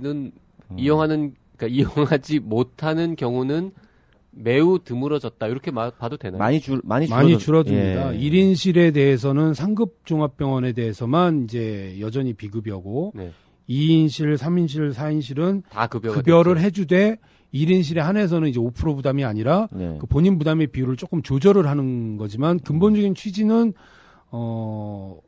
환자나 보호자의 부담을 줄이겠다는 게 근본 방향인 거죠. 그러니까 지금 사실상 그러면 아까 말씀드린 뭐 여러 가지 몇 가지 항목 일당 정액제에서 제외되는 항목이 있다 하더라도 그건 그렇게 비싸지는 않고 다 보험이 5%니까. 예. 그럼 간병비 부분만 빼면은 비용 부담은 확 줄었다라고 일단 확실하게 얘기할 수 있는 거네요. 네. 간병비가 워낙 중요한 부분이지만 그 부분을 빼고 생각하면 현저하게 줄어들 것 간병비 같습니다. 부분은 나중에 따로 한번 좀 길게 얘기하기로 하고요. 그러면 제가 궁금한 게 우리가 지금 아까 한 달 기준 뭐 40일 뭐 이런 식으로 말씀하셨는데 보통 현재 한국에서 호스피스 뭐 표현을 어떻게 하는 건가요? 호스피스로 입원을 하시면 돌아가실 때까지 기간을 어느 정도나 거기서 현재 연구 자료를 보면 중앙값이 21일 나옵니다. 21일. 중앙값이 21일. 그러니까 21일 정도 이내에 대략 한 65% 정도가 사망하시거든요. 사실 외국하고 비교하면 너무 짧습니다. 외국은 어느 정도나 되는데요? 보통 외국 같은 경우에는 호스피스에 처음 의뢰되는 시기를 대개 이제 한 6개월로 보거든요. 3개월에서 6개월 정도로 보기 때문에 호스피스를 이제 나라마다 좀 다른데 미국 같은 데는 이런 어떤 유니트로서의 시설로서의 어떤 병원에 입원하는 경우보다는 가정이나 아니면 요양병원에 요양원에 너싱홈에 주로 환자들이 있으면서 이제 호스피스를 담당하는 팀들이 방문하는 방식으로 많이 하니까 아주 어큐트한 경우가 아니면 병원에 입원 잘 안 하고 되게 입원을 하는 경우는 돌아가시기 직전에 입원을 합니다. 그래서 입원하는 기간이 더 짧죠, 미국은. 하지만 이제 가까운 일본이나 대만 같은 경우에는 대부분 이제 입원을 더 선호하기 때문에 그런 데는 보통 뭐 2달, 3달 처음 이용하는 시기는 훨씬 길죠. 그러면 잠깐 이렇게 정리할 수 있네요. 그러면 미국 같은 경우에는 호스피스라는 프로그램에 들어가는 거는 한 6개월 정도가 되지만 실제로 병원에 입원하는 기간은 그 중에 일부분밖에 안 된다. 그리고 일본은 한 2개월이나 3개월 정도가 보통이다. 네, 그 이상인 분들도 아주 많습니다. 병원에 입원해서. 그리고 한국은 현재 3주 정도만 병원에 있고 그 전까지는 호스피스에 들어오는 경우가 매우 적다. 뭐 3주 전까지는 되게 항암 치료를 하죠, 한국은. 그게 또 외국하고 다른 겁니다. 그렇죠. 그 원인이 항암 치료를 끝까지 이렇게 하다가 오시기 때문에 그런 건가요? 네, 그 비율이 매우 높은 걸로 지금 조사되고 있고요. 전 세계에서 제일 높다고 하잖아요. 그러니까 그러면 뭐 어찌 보면은 잘 모르시는 분들이 들으면 좀 불필요한 항암 치료가 너무 오래 지속되는 거 아니냐 이렇게 볼 수도 있는 거 아닌가요? 그거는 글쎄요. 그 필요라는 게 잘 아시겠지만 이게 확률이 예를 들어서 뭐 20%의 확률로 생존 기간을 3개월 늘릴 수 있다. 뭐 그리고 예상되는 부작용은 이렇고 비용은 어떻다라는 걸 했을 때 그거를 어떤 사람은 치료를 하겠다고 하는 거고 어떤 사람은 안 하겠다고 하는 건데 한국의 환자들 그리고 한국의 의사들 병원들은 상대적으로 외국에 비해서 치료를 택하는 비율이 일단 높은 거고 그거는 뭐라 그럴까? 무능한 거죠, 무능. 무능한 거. 네. 그러니까 끝까지 한번 포기를 하지 않는. 포기하는 뭐 걸 그런 싫어하고, 거네요. 예. 뭐, 의사들은 의사들대로 포기하는 거를 자신의 실패로 여기는 경향. 또, 가족들은 특히 자식들 같은 경우에는 치료를 최선을 다하는 것이 일단 효도의 어떤 상징인 것 같이 생각하는 뭐 경향, 뭐 이런 것들이 다 합쳐진 거죠. 네. 제가 드릴 말씀이 없습니다. 워낙 지금 제가 드리고 싶은 말씀들을 다 해주셨고요. 예, 그러니까 저는 21일 정도밖에 안 된다 그래서 그럼 이게 뭐 우리나라의 뭐 의료의 문제인가 이렇게 생각했는데 또 그렇지도 않네요, 그거는. 근데 분명한 건 호스피스에 의뢰되는 시기는 지금보다 훨씬 앞당겨져야만 되고요. 네. 의뢰되는 시기가 21일이면 환자들을 추적을 해보면 이미 항암 치료가 네. 2달, 석 달 전에 끝난 분들도 너무 많습니다. 훨씬 더 많고. 그런 분들이 근데 호스피스로 오지를 못하시고 네. 상급종합병원 급성기병상과 응급실만 계속 전전하고 계신 거고 적절한 시기에 호스피스로 가셔야 된다라는 주치의의 어떤 권고가 현재는 우리나라에는 뭐 거의 존재하지 않습니다. 그래서 뭐 여러 가지 요인이 있겠네요. 호스피스가 비싸다 뭐 등등 해가지고 또 지금 사실은 정부가 정책을 내놔서 그렇지 많지도 않고 뭐 이런 것들도 뭐 원인이 되겠네요. 지금 현재 대한민국의 호스피스 병상 숫자가 한 900여 개 정도 있잖아요. 예, 올해 930여 개 있습니다. 네, 그리고 기관으로는 한 50여 개? 56개 기관이. 네. 그 기관 숫자나 병상 숫자는 우리나라 인구나 뭐 땅덩어리 크기나 이런 걸 봤을 때 어느 정도 뭐 적거나 그런 거예요? 영국 기준으로 따졌을 때는 저희가 지금 한 4분의 1 수준도 채 되지 않고요. 가까운 일본 기준으로 따지더라도 비슷하고 대만 기준으로 따지면 뭐 한 반 정도. 그래서 지금 정부에서 암정복 이 계획을 세우면서 원래 가졌던 이 목표에서 많이 후퇴를 했죠. 처음에 가졌던 이 병상 목표에서 지금은 한 1,500개 정도로 많이 후퇴를 지금 한 상태입니다. 근데 우리 정부의 목표는 현재 900여 개 있는 거를 1,500까지 일단 끌어올리는 게 목표인가요, 그러면? 1차적인 목표는 그렇게 지금 제시하고 있습니다. 그러면 1,500으로 끌어올린다고 해도, 그게 성공한다고 해도, 영국의 반도 안 되는 거잖아요, 그러면. 그렇죠. 그러면 이제 영국 사람들에 비해서 호스피스에서 돌아가신다라는 게, 글쎄 표현이 어떨지 모르겠습니다만은 일단 이 사람이 죽는 그 과정에서 제일 그래도 좀 고통 없고 평화롭고 인간의 존엄성을 좀 유지하면서 돌아가시는 방법이라고 우리가 보통 얘기를 하잖아요. 네. 그렇게 좀 존엄성을 유지하면서 돌아가시는 뭐 일종의 행운을 누리는 분의 비율이 영국의 4분의 1밖에 안 된다라는 뜻이잖아요. 시설의 수가 4분의 1이고요. 네. 이용률로 따지면 그보다 훨씬 적죠. 저희는 병상 수도 물론 부족하다고 볼 수 있지만 우리나라 전체 암 사망자 중에서 호스피스 완화의료기관에서 입원을 한 번이라도 했던 분이 대략 지금은 한 12%를 채 넘지를 늘 그 정도에 정체되어 있습니다. 근데 한 번이라도 입원했던 분, 하루라도 호스피스 그렇죠. 병동에 머물렀다가 돌아가시는 분이 전체 암 사망자 중에서 12%다. 근데 그분들을 이제 20%, 30%까지 끌어올리려면 어느 정도의 병상이 그분 이제 필요한지를 추계를 하는 방법이 있을 거고요. 네. 그렇게 했을 때 이제 정부에서 말하고 있는 2020년까지 뭐 한 1,400개 채 못 되는 병상을 만들면 이용률을 20% 정도까지는 올릴 수 있다라고 생각을 하고 있는데요. 병상 수가 늘어나도 사실 지금 전국에 있는 호스피스 완화의료 기관에 가보면 빈 병상 너무 많습니다. 입원하기 어려운 소수의 수도권 서울에 있는 병원, 큰 대형 병원이죠. 우리나라 환자분들 기본적으로 다 지방에서 암치료 위해서 서울로 올라오시잖아요. 다 상급종합병원, 그것도 이제 뭐 소위 빅5라는 데서 하려고 하시고, 나중에 돌아가시는 것도 가급적 그 치료받았던 병원을 선호하시기 마련이고요. 근데 빅5 중에서 호스피스 완화의료 병상을 유지하는 곳은 서울성모병원 한 곳만 있습니다. 아, 그래요? 예, 아산병원, 삼성서울병원, 서울대병원, 세브란스병원은 공식적으로 호스피스 완화의료를 제공하고 있지 않고요. 아, 제가 20년 전에 세브란스병원에서 실습 돌고 할 때는 호스피스 팀이 있었죠. 아, 팀만 지금도 있어요? 있고 세브란스는 다행히 작년부터 호스피스 병동을 만들었는데요. 네. 국가에서 제시하는 호스피스 완화의료 병동이라기보다는 이 세브란스의 암치료 어떤 이 방향에 맞추어서 조기에 완화 의료를 제공하기 위한 병동 개념으로 운영을 합니다. 조금 다르군요. 네. 예, 그래서 말기 환자들을 돌보는 곳이라기보단 항암 치료 중인 환자들의 고통을 최소화시켜주기 위한 제가 이해하기로는 그런 병동이고요. 그러니 그 5개 중에 유일하게 있는 서울성모병원은 항상 환자들이 입원 대기가 매우 길죠. 네.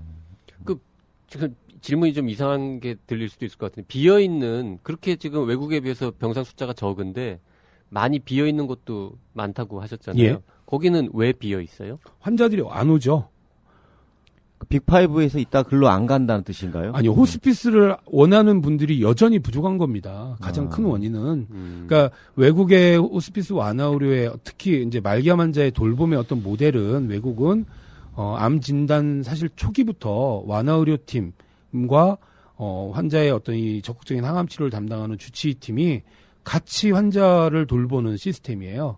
그러면서 이제 환자의 질병 상태가 점점 악화가 되면 자연스럽게 완화 의료팀의 어떤 비중이 증가가 되고 마지막이 되면 완화 의료팀이 홀로 환자를 돌보는 그러니까 뭔가 이게 자연스럽게 넘어가는데 반면에 우리나라는 완화 의료팀이 개입되는 시기가 언제냐 두꺼운 이 철문을 열고 환자가 그 철문을 힘겹게 밀어붙이고 나와야 밖으로 그래야 호스피스로 오는 거니까 큰 벽이 있는 거죠. 그 벽을 넘기 위해서는 주치의가 호스피스에 대한 어떤 설명이나 적극적인 권고가 있어야 될 거고 사회문화적으로도 호스피스가 치료를 포기하는 게 아니라 마지막 순간에는 가장 좋은 치료를 호스피스로 본다면 그걸 선택하는 것. 이렇게 문화가 바뀌지 않으면 아무리 수가 제도가 더 뒷받침된다고 하더라도 이용률이 크게 늘지는 않을 거라고 우려하고 있습니다. 뭐 이런 제도가 이제 좀 더 좋아졌으니까 대국민 홍보라든지 이런 것들이 좀 더 활발하게 이루어져서 네, 정부에서 열심히 이제 국민들한테 국민들이 알리겠죠. 아는 것뿐만 아니라 의사들이 이걸 갖다 접목시키는 어떤 이렇게 하는 과정 이런 것들이 의료진에서 먼저 주로 암 치료하시는 분들이 맞아요. 예, 그렇게 넘겨주는 문화가 있어야겠네요. 의사 교육도 필요할 것 의사 같아요. 교육이 최근에 필요할 것 같네요. 뭐 미국의 MD 앤더슨 같은데 연수 갔다 오신 젊은 우리 종양내과나 뭐 외과 선생님들은 되게 적극적입니다. 워낙 많이 보고 MD 앤더슨 같은 경우에는 적극적인 항암 치료의 어떤 성적이 좋은 병원으로 유명하지만 또 하나는 그 병원에서는 완화 의료팀이 보통 이제 MD 앤더슨 같은데 3팀 내지 4팀이 상시적으로 팀 자체가 3팀이나 됩니다. 그래서 거기는 호스피스 병동도 있고요. 그런 걸 이제 보고 오시니까 최근에 오시는 젊은 선생님들은 오히려 적극적으로 호스피스를 의뢰를 많이 하고 계시고요. 이제 그런 경험이 부족하신 선생님들 같은 경우에는 아직도 호스피스에 대해서 내가 호스피스로 가라고 하는 건 내가 내 환자를 포기하는 거다라고 생각하시는 선생님이 여전히 아주 많습니다. 호스피스의 병동으로 가면 실제로 어떤 일들이 벌어지고 환자가 어떤 서비스를 받는지를 잘 모르는 분도 있지 그렇죠. 않을까요? 예. 가장 기본적인 완화 의료 호스피스에 대한 교육들이 좀 진행이 돼야 되고요. 일본에서는 이제 후생노동성에서 아예 자금을 대가지고 일본 그 호스피스 학회 위탁을 해서 모든 암을 돌보는 의사들에게 기본 완화 의료 교육을 의무적으로 수행하도록 하는. 그거 좋다, 그거. 우리나라도 도입이 되겠네요. 이제 피스 프로젝트라고 이름도 예쁘게 지었죠. 피스 프로젝트라고 지었는데 그거를 이수한 의사 수가 지금 2만 명이 넘어가고 있습니다. 일본은. 근데 그거를 이수한 분들은 당연히 내가 환자에게 호스피스를 권유하는 게 환자를 위해서 내가 지금 할 수 있는 최선이라는 걸 아시거든요. 네네. 그런 의식이 바뀌어야 되고 사실 어쨌든 말기가 됐는데 환자분들은 누구만 보겠어요. 자기 주치의만 쳐다보고 있지 그렇죠. 않습니까? 예. 저 입에서 내가 얼마나 살지에 대한 얘기가 나오기를 얼마나 두려워하고 있겠습니까? 그럴 때 호스피스 돌봄에 대해서 긍정적으로 이야기해주고 또 그런 걸 보조하기 위해서 저희 학회에서 지금 꾸준히 준비하고 요구하고 있는 게 상급종합병원 안에는 의무적으로 완화의료팀을 설치하도록 저희들이 권유를 하고 있습니다. 그래서 병동은 만들지 못하더라도 완화의료팀만 있으면 적어도 그런 분들이 갖고 있는 어떤 다양한 신체적 증상들도 경감시켜주고 심리사회적인 지지도 제공하고 그러다 보면 내가 이게 호스피스에 갖고 있었던 어떤 선입견이 많이 무너뜨려지고요. 자연스럽게 호스피스로 넘어가는 어떤 브릿지 역할을 해주는 완화의료팀이 미국처럼 우리나라도 적어도 한 팀 이상은 상급종합병원이라면 갖고 있어야 된다고 그러게요. 주장하고 있습니다. 저는 황당했던 게 그 빅5라는 데에서 이 호스피스 병동이 없다는 게 이해가 안 됐어요. 다 거기 장례식장들은 다 있잖아요. 그러게요. 장례식장은 크고 거창하게 있는데. 해야 되는 말인지 모르겠지만 굉장한 수익원일 수도 있고요. 호스피스가 아마 병동이 없다는 게 수익이 이해가 아주 안 잘 갑니다. 나오는 병동이었으면 뭐 서로 다 만들었겠죠. 그러게요. 예. 그 학생들부터 좀 의대생 시절부터 교육을 하면 좋을 텐데 예. 호스피스 관련 교육은 어느 과목에서 의과대학에 따라서 일부에서는 현재 뭐 종양학이나 가정의학 이제 가장 주되게는 일부 호스피스가 활발히 벌어지고 있는 대학들에서는 이제 강의를 하고 있습니다. 제가 이제 참여하고 있는 뭐 관동대나 뭐 고려대학교나 연세대나 이런데 일부 교육들이 있지만 대부분의 대학은 아직은 호스피스 아예 안 해요? 없죠. 교육이 없고 정식 커리큘럼이 없는데 우리 주관님도 아마 여기에 동의하실 것 같은데 의사들이 학교 다니면서 이거에 관심 가지려면 국시 한 2문제만 내주면 되지 않겠습니까? 그럼요. 네. 네. 그래서 이제 국시에 문제가 나오면 관심을 가질 거고 네네. 가르칠 거고. 안타깝네요.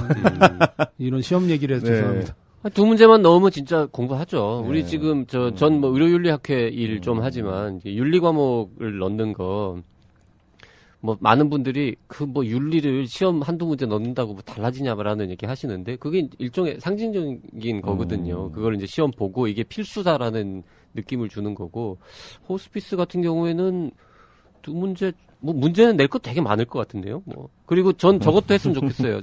실기 시험 몇 년 전부터 이제 보고 있는데 실기 시험에서도 그 말기 환자와의 어떤 면담 예. 네. 그런 거 좀 하면 안 될까요? 나쁜 소식 전하기라는 방법을 하나 들어가 있습니다. 실기에는. 근데 그 나쁜 소식 전하기라는 거는 저런 거잖아요. 주로 당신이 암 진단을 받았습니다. 라거나 그런 계열일 텐데 이미 암 진단을 받고 몇 년 동안 투병하신 분 이제 치료도 다 실패하고 남은 기대 여명이 뭐 하여튼 2달밖에 안 남은 사람한테 하는 거는 또 다른 느낌 아니에요? 예. 그런 부분도 좀 교육이 되면 인식이 좀 달라질 것 같긴 한데. 진짜 필요할 것 같습니다. 네, 이제 간병료 얘기 좀 해보죠. 이게 지금 제일 골치 아픈 문제인 것 같은데 간병인의 경우에 인력 요건을 갖춘 기관에 대해서 급여화. 이 얘기는 인력 요건을 안 갖춘 기관에 대해서는 급여가 없다. 즉 환자가 다 내야 된다라는 뜻인 거죠. 근데 이게 이제 아까 잠깐 말씀하셨지만 1인당 간병인 1인당 환자 3명 정도의 비율로 간병할 수 있는 수준의 인력을 병원이 직접 고용해야 된다. 이 정규직이에요? 아니면 비정규직도 되긴 되는 겁니까? 이제 비정규직도 되겠지만 2년마다 이제 순환이 되겠죠. 어쨌든 그럼 비정규직이더라도 고용하라는 입장인데 이게 어느 정도나 가능한 얘기예요? 큰 병원일수록 불가능 쪽에 가깝고요. 규모가 작은 의원급 같은 경우에 뭐 병상을 한 뭐 10병상 운영하는 데다 그러면 어느 정도 또 가능할 것 같습니다. 사실 1인당 3명 환자 3명당 1인이라고 했지만 간병이라는 건 24시간이니까 사실상 3명당 3명이죠. 3교대라고 치면 1대1인 거죠. 3명당 사실 4.8명입니다. 4.8명이요. 3교대를 돌리려면 그 쉬는 시간 쉬는 시간 휴무가 법적으로 보장되어야 되기 때문에 주 40시간이거든요. 3명을 근무하게 하려면 4.8명이 필요합니다. 그러네요. 3명을 보려면 3명을 보려면 4.8명이 필요하다고요. 30병상이면은 거의 48명을 고용해야 된다는 뜻이에요, 그러면? 어마어마한 숫자가 필요하죠. 환자보다 더 많아지는 거죠. 그거 안 되겠네, 불가능하겠네요, 그러니까. 이게 기본적으로 간병 서비스를 학회에서 제시한 가장 큰 이유는 간병 서비스가 우리 호스피스 완화 의료의 이용을 주춤하게 하고 불가능하게 만드는 제일 큰 이유라고 저희들이 이제 현장에서 판단을 했기 때문입니다. 그래서 지금 현실적으로 요양병원에서 10대1 간병, 15대1 간병 이렇게 진행되는 곳도 있고 이런 경우에 환자를 맡겼을 경우에 의료비와 간병비용 포함해서 한 달에 적게 부담하는 곳 같은 경우에 뭐 80만 원, 많이 부담하면 150만 원이면 한 달에 경제적 부담이 다 되는데요. 호스피스 병동이 아무리 통증 조절도 잘해주고 환자가 뭐 심리적으로나 영적으로 돌봄을 받는다고 해도 간병비로 일단 호스피스 병동에 있으려면 개인이 간병인 고용했을 때 한 달에 부담하는 돈이 수도권 같은 경우에 한 240만 원. 하루 8만 원만 네, 쳐도 부담하셔야 됩니다. 그리고 그 간병비는 지방으로 내려갈수록 더 비싸집니다. 그래서 9만 원 정도까지 올라가고 하고요. 지방은 왜 더 비싸요? 사람을 구하기가 좀 힘드니까요. 예. 그리고 간병인들도 아무래도 말기 환자에 대한 어떤 요구가 많기 때문에 간병 요구가 많기 때문에 기피합니다. 기피를 하기 때문에 거기에 더해서 말기 환자면 10,000원 정도 더 받겠다는 간병인들도 많고요. 근데 그 비용 부담을 줄여주지 않으면 사실 말기 진단 받기 전까지 우리나라 건강보장성이 암 환자에서 많이 좀 개선되긴 했지만 몇천만 원에서 더 이상 사용하고 말기 판정을 받게 되는 환자들이 많은 상태에서 그 환자들이 한 달에 280만 원씩, 240만 원, 280만 원씩 부담한다는 건 선택 가능한 일이 아닐 수도 있죠. 그럼 현실적으로 간병비 부담, 이 급여 요 부분은 그럼 어떻게 해결하는 게 제일 합당하다고 생각하세요? 두 가지 방법이 있겠습니다. 저희가 처음에 학회에서 안을 제시했을 때는 직접 고용을 당연히 저희들은 권고를 했는데 직접 고용을 했을 때 장점은 그 기관에 소속된 인력이기 때문에 어떤 기관의 이념이나 비전에 동의하는 이제 분들이 많을 거고 또 교육 훈련도 더 잘 이루어질 거고요. 또 무엇보다도 종사하시는 분 입장에서 안정적인 일자리지 않습니까? 그렇죠. 예. 전문성도 늘어날 네, 거고. 그런 부분에서는 긍정적이지만 반대로 아까 말씀드렸듯이 이제 이렇게 돼버리면 아예 그 제도 자체에 참여 안 하는 병원이 상당히 많을 거기 때문에 그런 경우에는 저는 이제 저희 학회에서 최근에 제시한 안은 우리가 사회적 기업과 좀 연관을 한번 시켜보는 게 어떻겠냐. 어떤 이익을 적극적으로 추구하는 게 아니라 지역사회마다 사회적 기업들이 등록을 하고 그 기관들이 인력을 파견하는 형식으로 해서 파견근로 형식으로 해서 하게 되면 적어도 어떤 이런 당장의 부담은 기관마다 조금 적지 않을까 생각이 들고 인력도 안정적으로 공급이 가능한 게 20병상이지만 10명이 찰 때도 있거든요. 네네. 10명이 차고 있으면 그 기관 입장에서는 그 10병상 운영하기 위해서 기존의 간병인들을 전부 급여를 줘야 된다는 건 사실 엄청 부담스러운 일입니다. 그래서 그렇죠. 네. 약간 이 시의적절한 변동성을 좀 유지하기 위해서 관리 측면에서는 그런 인력 파견을 허용해주는 하지만 질 관리는 국가가 나서고 한국 호스피스 완화의료학회를 포함한 학회들이 질 관리에 참여한다면 그런 사회적 기업 방식도 충분히 고민해봐야 될 것 같습니다. 자, 그러면 이렇게 제가 질문 드려 볼게요. 간병인 관련 기준을 조금 완화하더라도 또 정규 직접 고용이 아니라 좀 파견 방식을 좀 허용하는 융통성을 발휘하더라도 이 호스피스 입원 환자에 대한 간병 서비스에 대해서는 국가가 급여를 해주는 것이 옳다라는 거는 일단 무조건 찬성하시는 건가요? 네. 적극적으로 그렇게 됐으면 좋겠습니다. 자, 저도 필요하다고 생각합니다만 그렇게 했을 경우에 그 호스피스 환자가 아닌 일반 환자들 중에도 이제 수많은 또 어려운 환자들도 있고 중환자들도 있는데 그분들에 대한 지금 간병 서비스 급여화 계획은 사실상 없거든요, 아직까지는. 네. 하겠다고 말만 했지 전혀 계획이 없는데 그 이제 형평성 논란 이런 거 생길 수 있잖아요. 법적으로 또 누가 시비 걸 수도 있고. 오히려 급성기 환자들에 대한 간병은 정부에서 몇 년 전부터 해결책을 제시를 하고 지금 진행하고 있죠. 그게 이제 소위 말하는 포괄간호 서비스 제도입니다. 그래서 포괄간호 서비스를 그게 보호자 없는 병동하고 그렇죠. 같은 같은 거죠. 말이죠. 네. 그 병동에서 이제 포괄간호 서비스에서는 간병을 이제 기본간호의 한 측면으로 봐서 보호자가 원칙적으로 병동에 없는 게 원칙이고요. 저희는 거꾸로 보호자가 있는 걸 원칙으로 하니까 큰 차이가 물론 있지만 이렇게 여쭤보고 싶어요. 여기 지금 우리 기자님 포함해서 4명 있지만 우리나라 지금 추이로 본다면 적어도 1명, 최소 1명은 암으로 나중에 아마 사망하게 될 겁니다. 네. 피할 수 없는 거고 3명 중에 1명이 암으로 사망하는데 암 환자만 우선적으로 간병급여를 해주는 거는 형평성에 어긋난다라는 건 얼핏 보면 맞는 말 같지만 어떤 우선순위로 본다면 사실 우리 가족의 문제고 나 자신의 문제거든요. 이게 그러네요. 100명 중에 1명이 아니고 3명 중에 1명이기 때문에 네. 일단 급한 부분이고 더군다나 말기 환자들은 간병 요구가 워낙 많기 때문에 이 문제를 해결해 나가고 차차 어떤 이 우리나라 건강보험의 개념이 치료뿐만 아니라 간병까지도 확대해 나가는 데에 대한 네. 돌파구를 또 같이 모색해 나가야 어차피 그러겠네요. 한 번에 간병 서비스를 급여할 게 아니라면 제일 우선순위가 높은 것은 말기암 환자라고 본다. 이렇게 말씀하신 거죠, 예. 지금. 네. 자, 그럼 약간 주제를 좀 달리 해서요. 이제 현실적으로 그 말기암 환자들 대상으로 이제 호스피스 급여화가 됐잖아요. 가장 큰 우려가 이 제도를 또 악용하려고 하는 그 의료기관들이 늘어날 거 아니냐. 이른바 뭐 이렇게 돈벌이 형식으로요. 이런 측면이 있는데 이에 대해서 또 어떻게 대처를 해야 되는지 아니면 전망은 어떨 것 같으신지요. 전문가시니까. 수가가 도입이 됐을 때 기존에 호스피스를 하고 있던 기관의 입장에서의 수가는 어떤 의미냐면 내가 10개 적자 보던 거 이제는 한 4개, 5개 적자 보겠구나 이 의미예요. 아, 그래요? 이렇게 가격이 올라갔는데도 적자라는 거죠? 그렇죠. 예. 저희 병원 같은 경우도 뭐 구체적인 액수까지는 말씀 못 드리겠지만 1년에 수억 적자거든요. 근데 네. 그게 적자의 폭이 좀 줄어드는 긍정적인 기대는 저희들이 합니다. 그렇다고 해서 네네. 저희 기관처럼 가톨릭 정신으로 어떤 의료 이제 사회에 대한 봉사나 돌봄의 차원이 아니었다면 애당초 시작하지 못했을 거고요.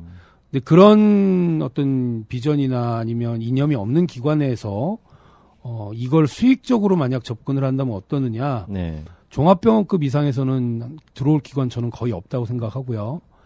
병원급과 의원급의 규모라면 참여를 적극적으로 고려하시는 어떤 분들 분명히 많이 생길 거라고 기대하고 실제로 초기 어떤 시설이나 장비, 인력에 대한 어떤 투자의 비용을 감안하더라도 예. 장기간 계획을 갖고 계신 분이라면 참여하실 경우에 충분히 운영 가능한 정도의 수가는 될 수 있을 거라고 기대합니다. 그러면 그건 이제 긍정적으로 그거 긍정적인 거고요. 우리가 좀 뭐라 그럴까 이렇게 좋은 사람들이 많다고 생각했을 텐데 혹시 악용될 가능성은 어떻게 보세요? 복지부 같은 경우는 사실은 요양병원 얘기만 나오면 경기를 일으키는 분들 많이 있습니다. 워낙 요양병원이 처음에 이제 아주 저리의 어떤 이 자금 지원이나 이런 걸 통해서 양성화하는 과정에서 예상치 못하게 사무장 병원 문제도 너무 많이 한꺼번에 네. 늘어나다 보니까 네.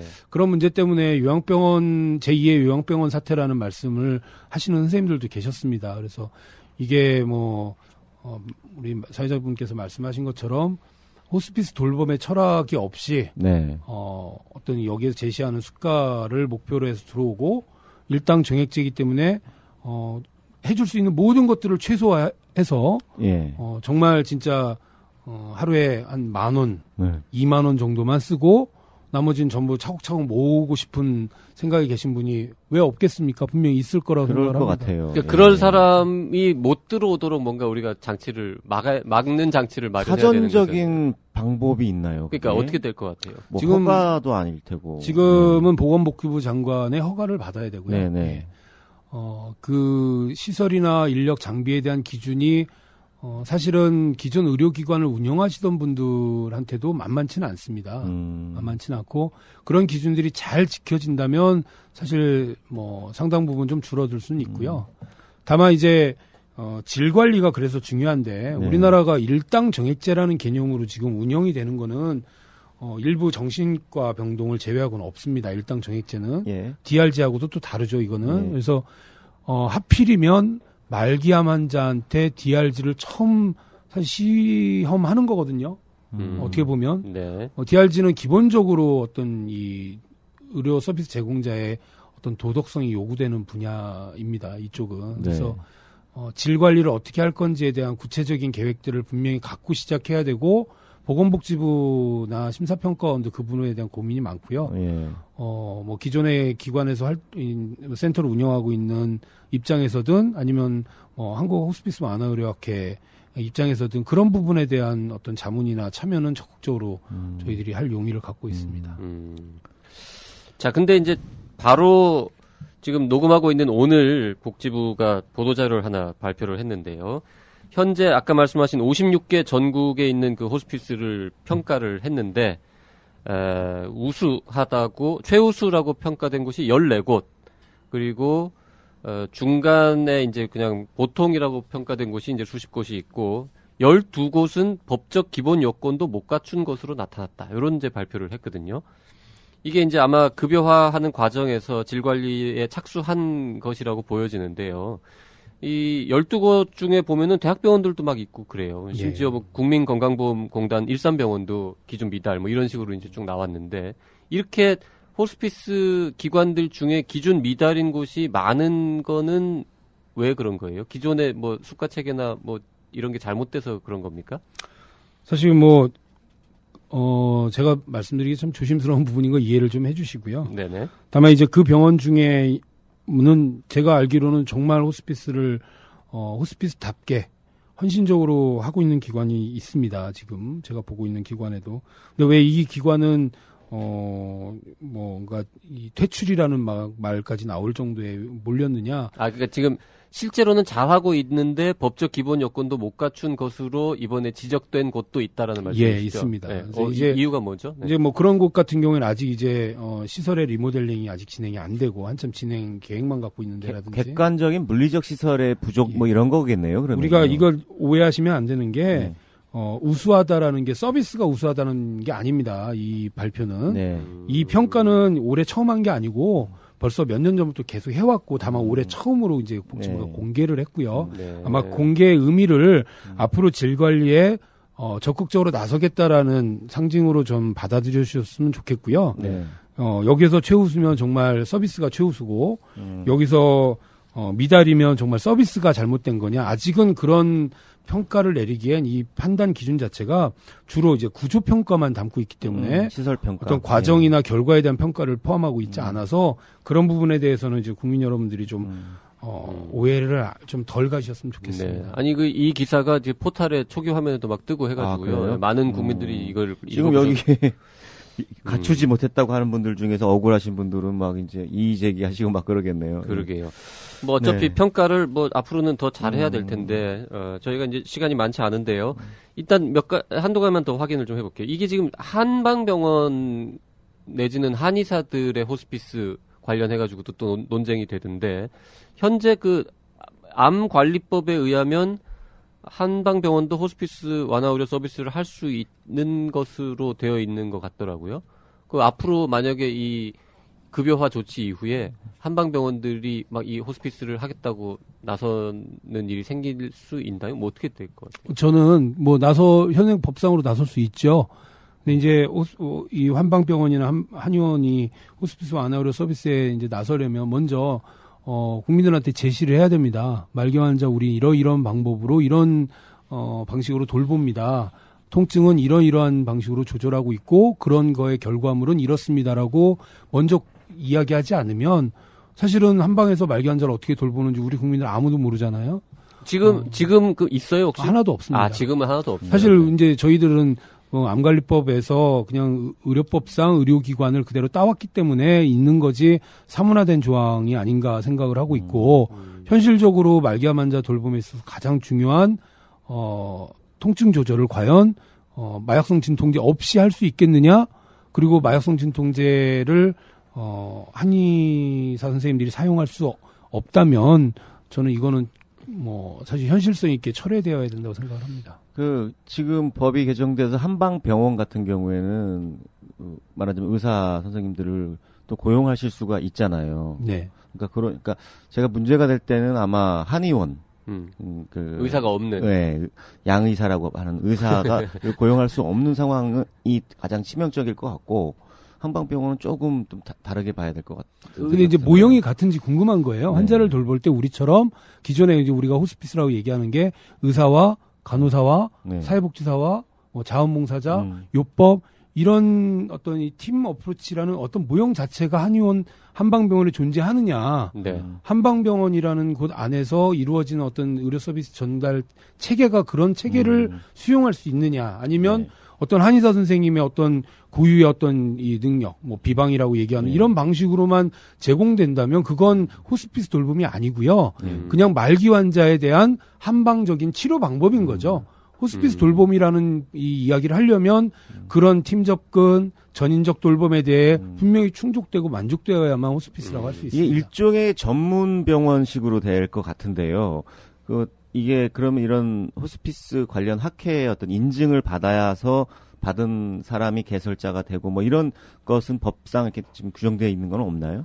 우리나라는 아직 의료인의 인증이 제도가 법적으로 지금 뭐 보장되어 있지 않죠. 뭐 노인병 인증이 있지만 그건 이제 학교 자체 인증인 거고요. 네. 정부에서 이걸 별도의 법적인 어떤 기준으로 인정하지는 않습니다. 어차피 이제 호스피스 병동이 있다고 표시를 하려면 관련해서 전문 과목이 전문 과목은 아니잖아요. 그러니까 이 부분에 대해 전문 병원 지정이라든지 이런 것들도 이제 아마 복지부에서 생각을 하고 있을 텐데. 그 좋은 말씀이에요. 광고를 못 하잖아요. 호스피스 전문가라는 건 좀 표현이 좀 이상하지만 이 완화 의료와 관련해 가지고요. 양질의 호스피스 진료를 제공할 수 있는 능력을 갖춘 의사는 충분히 많이 있습니까? 미국과 일본은 호스피스 완화 의료의 전문의 제도가 있습니다. 아예 전문의 생겼고요. 예, 상당히 오래됐습니다. 근데 우리나라는 아직 전문의 제도도 없고 학회가 특별히 어떤 의사 선생님들이 이런 능력을 갖췄습니다라고 인증하는 프로그램이 아직까지는 없었습니다. 그래서 한국 호스피스 완화 의료학회에서는 이제 자체적으로 커리큘럼을 갖추고 인증의 제도를 지금 준비를 하고 있고요. 준비하고 계시고. 적어도 그런 인증을 받은 의사 선생님이 계신 곳이라면 물론 이게 이제 다학제적인 팀 접근이지만 어떤 의사 선생님의 어떤 이 퀄리티는 학회가 보장한다라는 차원에서 그런 것들이 거꾸로 국민들이 원하실 거라고 생각이 들고요. 어떤 기관을 선택하는 기준에 있어서. 이게 제가 국민들은 잘 모른단 말이에요. 그러면 이제 광고를 통해서 이제 어디가 호스피스 완화 의료를 한다고 알 텐데 일단 광고를 과연 어디까지 할 수 있느냐 문제가 아직 이게 해결이 안 된 것 같아요. 진료 과목도 아니고 이 또 전문이라도 또 분명히 어떤 상업적 이유를 목적으로 한 데는 막 무차별 광고들을 할 거거든요. 그러니까 그런 것들도 좀 대책이 있어야 될 거고 좀 자정 이런 것들도 있어야 될 거고. 그러니까. 제가 볼 때는 국민들은 잘 모르고 있다가 그런 거 광고하는 데만 갈 거예요 아마. 예. 아니 그러니까 일단 그 호스피스 치료라는 것도 글로벌 스탠다드가 있는 거잖아요. 그럼요. 예. 그 한의사가 하기는 일단 어려울 것 같은데. 다른 이름을 좀 붙이시고 하실 수 있다고 생각이 듭니다, 저는. 뭐, 예를 들어서, 한방 호스피스, 뭐 이런 거를 만들어서, 정말 한의학적인 방법으로만 치료를 하고, 그걸 국민들한테 미리 공개를 하고, 그거를 국민들이 수용을 하고, 뭐, 정당한 비용을 지불하고 받고 한다면, 뭐, 아직 그것까지 말릴 필요는 없겠지만, 우리가 호스피스라고 하는 용어를 쓰면서, 이런 기존의 글로벌 스탠다드라고 전혀 어긋나는 걸 하는 거는 일단 말이 안 된다라고 생각이 되네요. 네. 자, 끝으로 이제 그러면 뭘 해야 될 것 같습니까? 지금 7월부터 당장 하겠다고 되어 있는데 아직까지 구체적으로 몇 가지 지금 좀 애매한 부분들 뭐 요양병원 뭐 기준 뭐 등등 뭐 간병 부분 해가지고 좀 어떻게 해야 될지 조금만 정리를 좀 해주실까요? 가장 이제 우선적으로 필요한 건 어떻게 질 관리할 건지에 대한 계획이죠. 국민 입장에서 호스피스 완화 의료 전문 기관이라고 보건복지부에서 지정한 기관에 가면 내가 최소한 이런 서비스는 당연히 받는다라는 거를 만들어 주려면 서비스의 질이 어느 정도 보장이 돼야 됩니다. 지금처럼 어떤 시설이나 인력 장비만 가지고는 더 이상은 그 기관에서 어떤 질을 평가하기 어려울 테니까 그런 기본적인 서비스의 질 평가를 할 수 있는 도구들이 빨리 제시가 되어야 될 거고 두 번째로는 간병 문제에 대해서 확실한 이제 확답을 준비를 해야 될 거라고 생각을 합니다. 그래서 간병 문제는 하면 좋고 안 하면 뭐 어쩔 수 없고의 문제가 아니라 호스피스와 간병은 같이 가는 문제로 이제 인식들을 해 나가야 될 것 같고요. 마지막으로 요양병원 문제에서만큼은 요양병원이 기존의 호스피스 완화 의료 전문 기관들이 제공하고 있는 호스피스와 어떤 구조적인 시설이나 인력 장비 어떤 기준이나 서비스의 질을 동일하게 제공할 수 있다면 그런 요양병원들에 대한 시범 사업들을 통해서 요양병원의 어떤 맞는 별도의 어떤 이런 모델들을 만들어 나가는 어떤 시작이 좀 필요하다고 생각을 하고 있습니다. 자, 현재는 암 환자만 호스피스를 이용할 수 있는데 암이 아닌 질병을 가지고 말기 상태에 도달한 환자분들도 사실은 호스피스 이용 대상이잖아요. 이제 그쪽으로 확대하는 것도 앞으로 또 고민거리 중에 하나겠죠. 네. 시간을 두고 좀 연구해야 되는 부분이라고 생각을 하고 있습니다. 네. 자, 이 정도 오늘 얘기를 마무리를 해야 될 것 같습니다. 네. 네, 오늘 이슈 내망연에서는 인천 성모병원 호스피스 완화의료센터 김대균 센터장님 모시고 호스피스 급여에 대한 자세한 이야기를 들어봤습니다. 이번 주 이슈 내망연은 여기까지입니다. 오늘 좋은 말씀해 주신 김대균 센터장님 감사합니다. 예, 감사합니다. 네, 고맙습니다. 딱딱하고 골치 아픈 주제임에도 추리소설을 읽듯 재미있다. 중앙일보. 박근혜 대통령에게 당장 개념 의료를 정독할 것을 권한다. 프레시안. 의사와 병원에 대한 불신을 주장하는 책들 속에서 이슈를 판단하는 눈을 키워주는 반가운 책, 조선일보. 우리나라 보건의료의 현주소를 보여주는데 적절할 뿐더러 부족함이 없다. 오마이뉴스. 교양 시민을 위한 개념 있는 의료 이야기. 더 건강한 대한민국을 위해 우리 모두가 알아야 할 불편한 진실. 정치, 사회 분야 베스트셀러. 개념 의료. 온라인 오프라인 서점에서 절찬 판매 중. 자, 오늘 히포크라테스는 여기까지입니다. 예, 히구라 청취 소감은 페이스북 청년의사 라디오, 팟빵, 아이튠스 댓글이나 이메일 radio@doc.co.kr로 보내주시면 됩니다. 1666-1895로 문자 주셔도 됩니다. 네, 지금까지 PD 곽성순, 작가 김은영이었습니다. 예, 들리는 신문 히포크라테스 2015년 3월 13일 방송 마치겠습니다. 감사합니다.